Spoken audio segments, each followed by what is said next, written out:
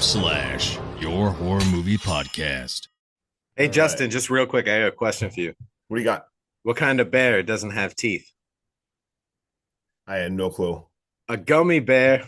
Oh dear God. Oh my God. And we're recording. That's oh, I hope he edits that out, everyone. Oh, God, no. Welcome back, Hack Steps Last. It's your boy, Hacky. I'm chilling here with this dude who is currently frozen on my screen. This is a great start. That was terrible. I couldn't hear anything. This is Just say just Justin. just Justin. Yay. Welcome back. This week, I gave Justin a criteria to pick a movie from. And one of my criteria that I'll tell you about in fun facts was wrong. But I did tell Justin, I believe I said I want something in the 80s involving kids Yup. and claymation. Mm-hmm. And like you picked the gate. And you Yeah, there fell was something right else, into too. my trap. was it music too or I forget what it was, but yeah, you trapped me. So that's why I picked this, is because I fell into Sean's trap. I had no choice. I wanted to do this movie all along. But not that I'm mad about it, because same. I mean, especially 80s. Everyone knows who listens to the pod knows how I feel about 80s movies. So not angry. Haven't rewatched this for a long time, so I needed to watch it again. Speaking of rewatch, dude, did you realize that this was a PG-13 movie? No, it's also funny because when I first watched this, like way back in the day, I was really young. So I mean, this actually like freaked me out. All right, so let's dive right into this, guys. We're covering The Gate from 1987. We see Glenn comes home in a hurry. This poor kid is living out a real life Night of the Comet situation right now. We haven't seen any mutant zombies yet, but this music video play, the dinner's still on the table. It's ready to be eaten. Like everyone has just vanished. And at the snap of a finger, Glenn is climbing into his tree fort out back, and it's pitch black during a thunderstorm. Holy crap, has the weather and the climate, just everything shifted within the matter of seconds. Striking the tree down, his whole fort comes down with it. It's just an absolute chaotic mess out back. And Glenn wakes up and we realize this was all a dream. The tree fort's still trashed though, so I'm guessing this part was real. Right. While removing the tree, a pretty cool rock falls out. It's just sparkling everywhere. I think they call these things like geodes. Mm-hmm. Yep. Glenn and Terry are just very interested and they want to start mining more.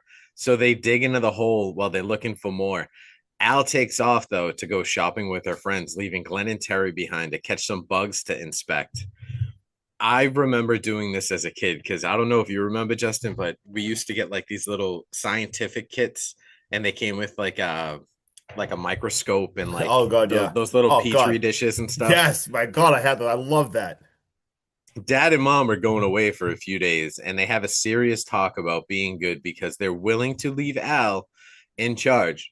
Dad even goes and gives a good one-on-one with Glenn about being good. And he starts to talk to him about his friend Terry. And this is kind of like a small, dreary part in the movie, but I think it's necessary for character development. Yeah. Because he's like, just because Terry acts out doesn't mean you have to too. Terry's been going through a really hard time with the loss of his mom. And I was like, holy shit. Like, way to drop a bombshell like 5 minutes into this movie. Yeah, right. This is a good way, like I said, in my opinion, to help give some character depth on why Terry is just basically living at their house throughout I was this gonna movie say too. exactly. They needed an explanation, so yeah. Their parents take off for a much needed vacation. And Al, being almost 16, does what any one of us would have done in this moment in time, Justin. She immediately throws a party. Party time. Let's go. Hell yeah. The boys are upstairs smashing into a geode, and this thing glows and it makes these crazy, like magical noises when it's opened. I don't know if they heard it, but I sure did. These nincompoops pick up one of those magnet shaving pads where you like can make pictures or some shit on it. Mm-hmm. And when they pick it up, well, there's a bunch of random ass symbols and words all over this thing that I can't read or make out, but this happens right after they open up this rock. Yep. Definitely don't want any of this. I don't need. Yeah, exactly. Throw all those red flags. Bring that rock back to that hole immediately. Toss it in and call it a day. Don't even further investigate.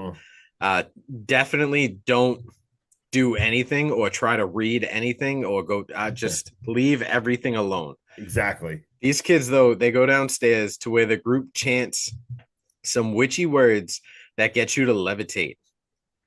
And they can't get it to work first, so they decide to do this with Glenn because he's the smallest person in the room. They start chanting these witchy words again, and he levitates. He immediately Dude. just rises so fast that he rips the lights off the wall. Yeah, like I said, don't do any of that. Just lose the rock and go to bed. Also, can we talk about how nobody like thought that was a big deal? I get this is an 80 cheesy movie. I get it. We're gonna have to look over shit, but this kid levitated and nobody batted an eye. Like, what is Nobody. happening? I No, got like angry. she was like, "Oh yeah, I guess I won't do that again." Yeah, they're like, oh, okay. Like, I'm sorry if somebody actually levitates in front of me. That is, I would have just been like, oh yeah, cool, like typical Saturday. Like, no, that's just not right. Nope. Like, I people am aren't supposed to inserting levitate. my heritage, Justin, in this situation. I am giving an Irish goodbye. I Right. am standing up and I am backing up and I am slowly going out the door and I'm not coming back. They all just acted like it's normal. I was like screaming at the screen. I'm like, I get this is a stupid, cheesy movie, but can we address this? All right, sorry. This freaks out Glenn so bad that he takes off crying. Terry and Al go upstairs to check on him, and Glenn wants to call mom and dad, which is the smart thing to do. Yes. Al compromises though and says no, but Terry can sleep over. Just let him call the mom and dad. Like some freaky ass shit happened. You're not gonna get in trouble. All you're gonna say is you had two friends over and some weird stuff happened. And I love Like it. cover your tracks. Yeah. Poor Terry only wants to use the bathroom in peace when the nighttime comes. Instead, he gets an evil dead like whole scene. Like I just he just gets evil dead. That's what I have written down. His Yes. friggin' mom is there and she's whispering sweet nothings into his ear and dancing with him. It's all very touching. Right up until he realizes that he's been slow dancing with a dead Angus, this poor dog. This movie has now deducted 1 point for killing off Angus. Also, I love the latex behind the wall effect that gives off in Glenn's room. It gives off very like Freddy Krueger wall effects. Dude, I got so many Nightmare on Elm Street vibes throughout this movie, but we'll talk about that later. Yes.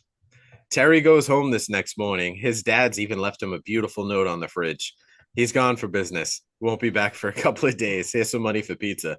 And by the looks of this house, it looks like the dad goes out on out of town on business a lot. Dude's probably banging hookers and leaving pizza money for this kid while the neighbors take care of him at every chance he gets. At least Terry has great taste in music, though, and has no problem just absolutely shredding the air guitar in his bedroom. Let's go. Mid shred, though, Terry comes to the realization that there's a connection between the words on the magnetic pad and his album. Al and her friends are now making plans for the beach, and Glenn is losing his mind because all he wants to do is call mom and dad. This poor kid, I felt for him throughout this whole movie. He levitated, his dog is now dead, and all he wants to do is call mom and dad, and she just keeps saying no. Like that is enough of a reason to give mom and dad a call to have them come home. You don't even have to mention the levitation, just be like, hey, Angus died. Exactly. And like once again, I'm like, I get this is a stupid cheesy movie, but the same thing, I'm like, your dog just died. And you guys are just gonna keep moving. Like the kid obviously is traumatized, but like even Al, come on, girl. Like you're not gonna like call the parents or anything. Like none of this is weird to you. Glenn says Angus is like 148 in dog years or something crazy like that, which translates to like 14, roughly 14 human years. So obviously this dog has been in this family for a long time. Speaking as a parent with dogs, if my kids were staying home by themselves and my dog passed away and they waited until we came back to tell me, I'd be pissed. So Glenn off the rip, dude, has made all the right calls. Hey, maybe we shouldn't be digging in this hole out back. I want to call mom and dad. You shouldn't leave me home alone. Hey, the dog just died. Like, Jesus, Glenn is the most mature and responsible person in this film. And I think he's like 7. Right? I wrote the same thing. Well, this is right up until he gets up to leave and they call him a baby. And he, dude, I laughed so hard in this like small scene earlier on after he levitates and like cries and runs away. He go like they're talking about it and they're in the kitchen and he's standing there and they're all giving him a hard time. And he's like, I just want to call mom and dad. And they're like, don't be such a baby. And as he's walking away, he turns around and he looks at the boy in this whole like group. His name's Eric. He turns around and he's like, fag, and then just runs away really fast. Oh my God. Dude, I could not stop laughing, especially because his name's Eric. Shout out Eric. Eric, let's go. They all go to the mall for some they want to shop at the mall for some snacks, which makes zero sense because you'd go to like a grocery store or a convenience store for that stuff. You don't go to the mall for snacks. And they have Eric try to do something with the dog. And Eric legit drives around the block with this dog before coming back to bury him in the hole in the backyard. I'm not a very big fan of Eric right now. This dude can be the first on the body count list, and I would not complain at all. I wrote that down completely forgetting that he actually does drive to the vet and realizes it's closed and then just drives back home and buries the dog in the backyard. Throws in the back. Terry gives Glenn a breakdown of everything he thinks is going on right now. Basically, they've got demons. He shows him the album and all the info on the inside of the album, and you unintentionally summon the demons.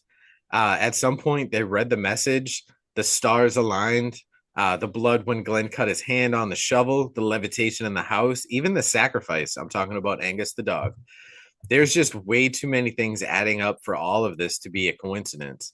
He explains it's not fully open, though, because the sacrifice wasn't buried in the hole, right? Right. No, remember when I said I didn't like Eric?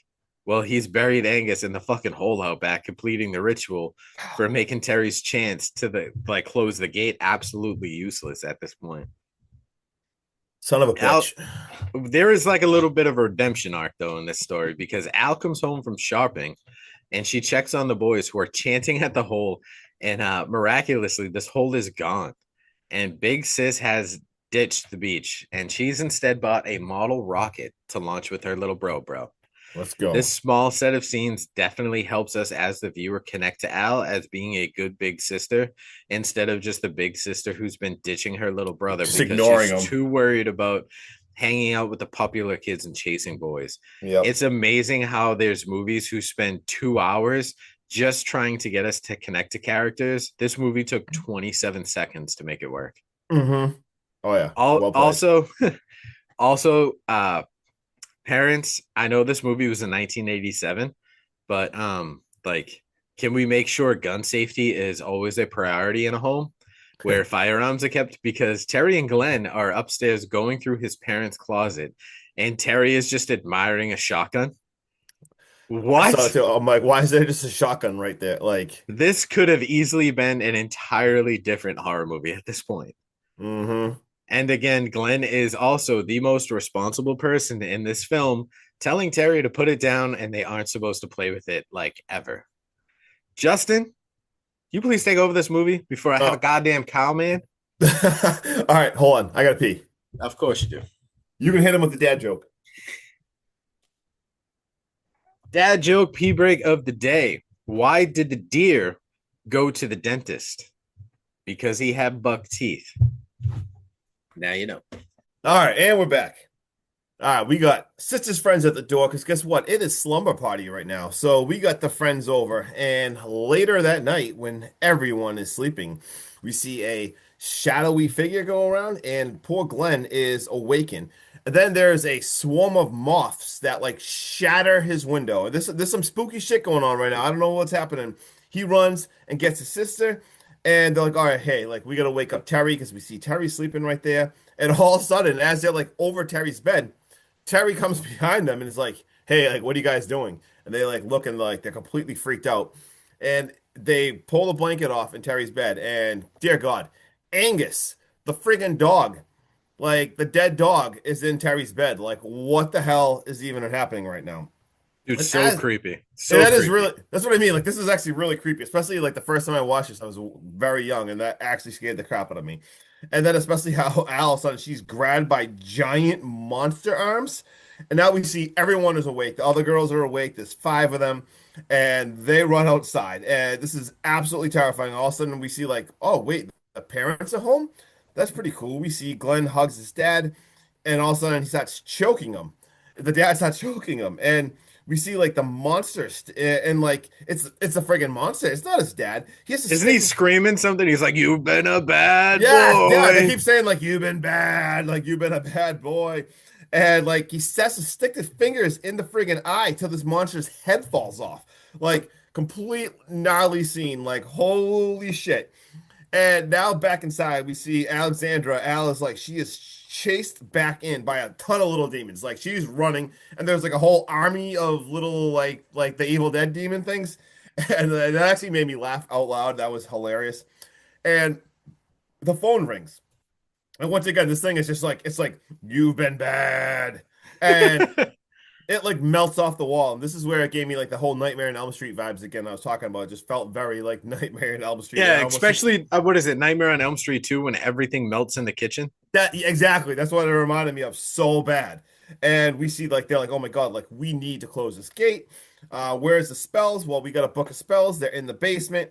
They run down there, and of course that catches fire, and that also melts. And they're like, well, let's find a Bible and let's pray. And they're like, yeah, we can do that. We go to Sunday school.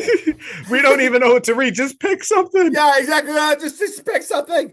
So the five of them, they all run outside before the two girls, the friends, they're like, yeah, we're going back inside. They bail. They're like, hell no.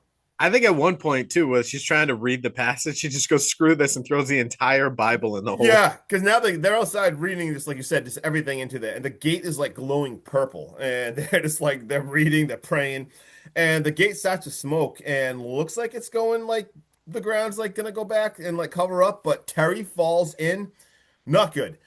Because he is greeted by little demons, and he like kind of like waves to them, but then these little asshole demons start biting him. Well, in their defense, the first one did look like he came in peace, like he was willing to be his friend. Yeah. Probably got picked on by all the other little demons for being like littler than a little demon.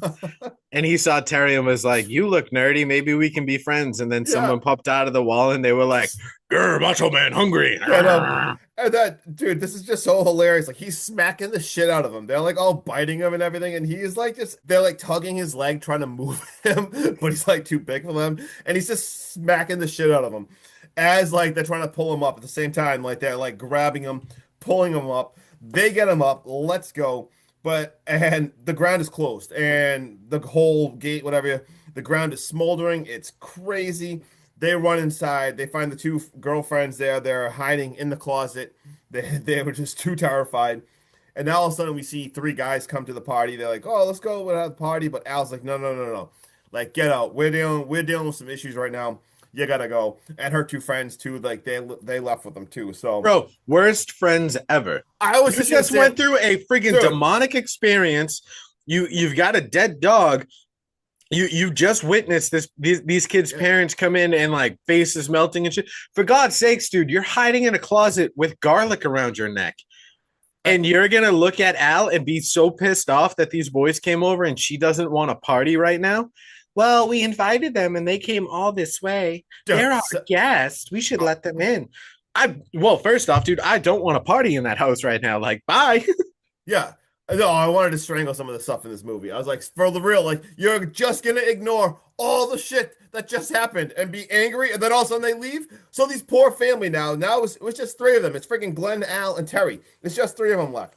And they are watching TV and like kind of cleaning up, and just all of a sudden the wall falls apart and a corpse falls into the house. It's the freaking worker that they talked about like living in the house, and he's alive. Well, he's not alive, he's undead, he's a zombie. And he grabs Terry and pulls Terry into the wall, and before they can go and try to help him, it freaking closes. Oh shit, that's not good. Now Terry's stuck in the damn wall. And he goes and finds Al, and all of a sudden, like, they're hiding in the wall. And all of a sudden, the zombie dude smashes through the freaking window. He falls, and like, now all of a sudden, like, a ton of little demons, like, break out of him, and like, the little demons are, like, running. I thought this effect was fucking gnarly. Dude, I loved it. Awesome. Such a fun scene when he falls, and just, like, they all are running around into it. So awesome. And now we see Glenn goes to find his dad's gun, and he gets bitten by, like, Terry monster or something like now, like the zombie. He almost looks like if an elf went zombie. Yeah, I was gonna say I don't even know what. Like they look like they gave him some like extra facial features that gave him like pointed edges. Right? I would imagine it was to be demonic, but because he's a child, it almost looks like elfish. It did. It looks very weird. But Al luckily stabs him in the eye with a Barbie and shuts the closet doors. And we see once again the damn workers. Oh, I got a dad joke for you real quick. Oh God, okay. Why can't Barbie get pregnant? Why? Because Ken came in a different box.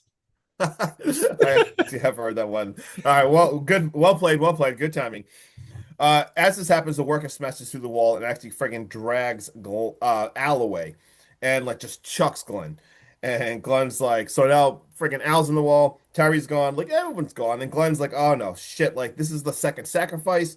Like the now all of a sudden the gate opens in the house and shit starts falling apart. He runs to get his rocket. He's like, this could end this. He explains how it's like the symbol of love, light, purity. Like this is the thing that could stop him. But we got little demons, monsters everywhere now. They're running everywhere. They're trying to get into them, and all of a sudden they start like there's like a giant one morphing. Like this is not good. This giant friggin' demon thing now. It also grabs like Glenn's head, like really weird, and like touches his hand, and it makes like an eye go into his palm. So now freaking Glenn's got like a damn eye into his palm. There's a crazy storm going on outside. All from the gate outside. There looks like there's like tornadoes and everything. Glenn mans up and gets pissed. He grabs like a sheer glass and stabs the eye in his friggin' hand. And we hear voices like, help us, help us. And he's like, Al, Al. Crazy chasm is opened up into the house right now. He goes to get his giant rocket, but also the crazy monster is back. He ends up blasting the monster. This thing, it like absorbs into him all crazy. This thing explodes, sends Glenn flying across like outside of the house. He walks back into the house. Thank God the monster is gone. The rocket freaking worked. And great news. We see Angus emerges alive. Like Angus is back. Thank This movie God. gets the point back that I deducted from earlier. Exactly. And then we see Al, Terry, like they're all back. Like, let's go. And then it's kind of funny. Like you see just like the crazy mess of stuff that happened, and they're like sitting outside, kind of just like laughing it off, wondering if like the parents will notice it all. And then we see Angus goes and gets Terry's shoes. The end. Movie over. The gate. Take it away, Sean. What do you got?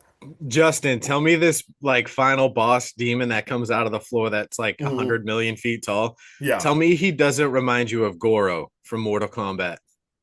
The dude with the four arms. Oh God, yeah, I didn't know the name. Oh my God, yeah, he did I look think like that's that. his name. I had to look it up. It says Yeah, Goro, character in Mortal Kombat fighting game series, the Prince of Shokan, former champion of the Mortal Kombat tournament.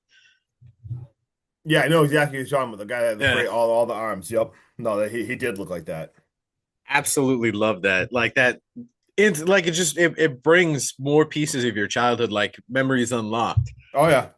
Um, and then I wanted to say it while you were talking, but it didn't like really dawn on me until after you were talking about it. Yep. When these girls leave the house because they refuse to party, and that kid Eric, this must be like an Eric thing. If there's any Erics out there listening, and you can chime in and let us know. Our Eric from work Our Eric. tends to have like a very big ego and like flaunt it, and Yeah. it's fun. But this dude Eric in this movie, when the girls all leave, he just goes, "Yeah, she's not ready for me yet." Dude, no, that's something 100% our 100% I love Eric how we're line. calling it our Eric. Oh my God. um, but Justin, while I was watching this movie, I did watch it with my youngest Roman because he's Mhm. a psycho just like me, and has been obsessed with horror movies since before he could walk. Mhm. Um, dude, we're watching this, and it's pitch black outside, and we have not like a floodlight, but an outdoor light that kind of gives off a blue tint, like in this movie. Yeah. And Roman is staring out the window, and he looks back and he climbs over to me and whispers in my ear, and he goes, "Dad, can we never get a tree fort?" I Oh, just that's amazing. I had to throw that in there. But That's awesome.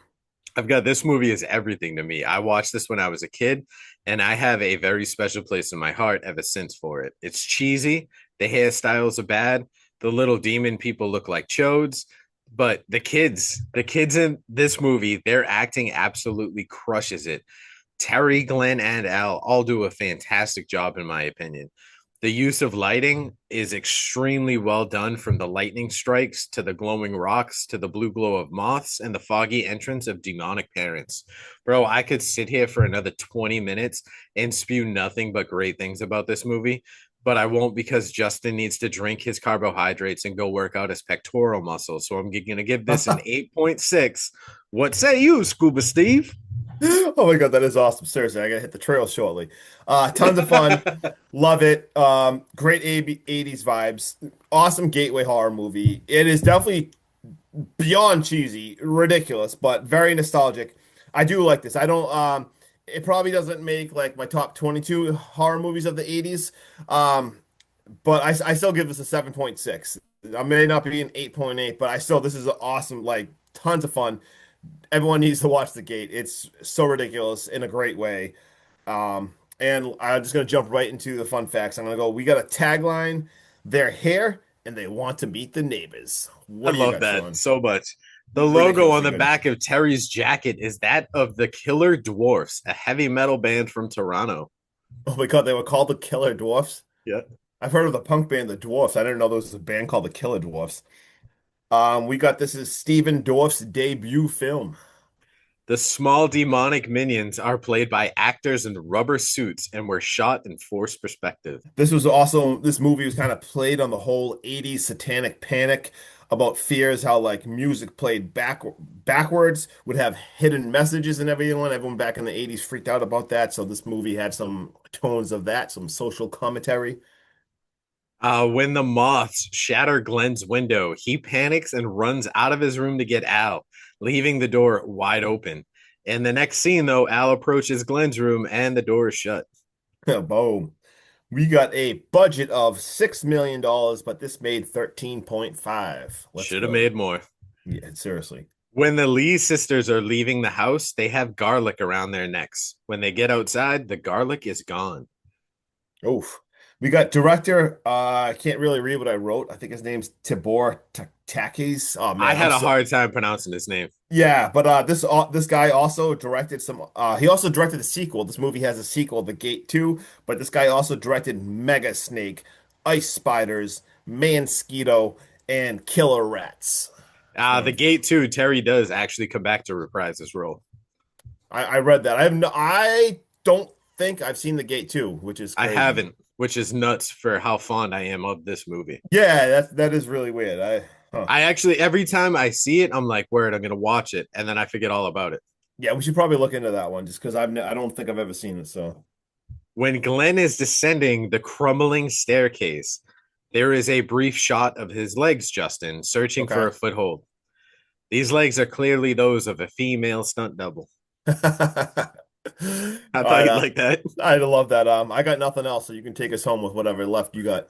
All right. At around 40 minutes, when Glenn, Al, and Terry are in the backyard setting up the rocket, Al crouches down with a pair of pliers to tighten a bolt. She's actually not tightening anything, though. She's just moving the pliers back and forth in midair. Love it. And then for all you grandma Nazis out there, when you watch this movie, I do have one fun fact for you. Okay. The word business is misspelled in the note to Terry from his father on the fridge. And that's all I got, Hackstab Slash. Oh my God, that's awesome. Let's go.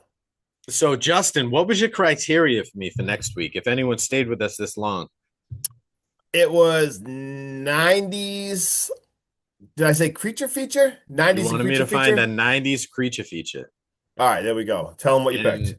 I'm going to go with the 90s cult classic phenomenon starring so many just amazing actors well before their time. The cast is insane. Oh my God, yes.